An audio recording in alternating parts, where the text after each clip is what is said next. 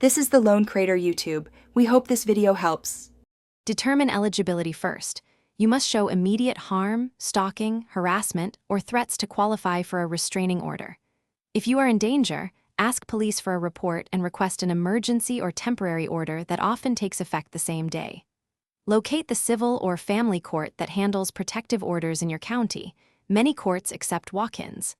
Gather evidence: photos, messages, call logs, medical records, and the dates of at least 3 specific incidents to support your petition.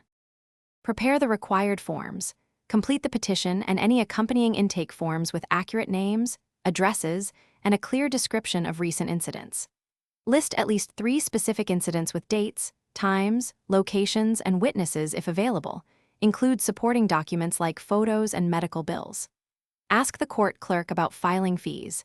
Some courts charge /bin/sh to 0, and fee waivers are often available. Make 3 copies of your packet, if the clerk recommends it, and sign where file your petition at the courthouse. Emergency orders can be granted the same day and usually last until the full hearing. After filing, arrange for service.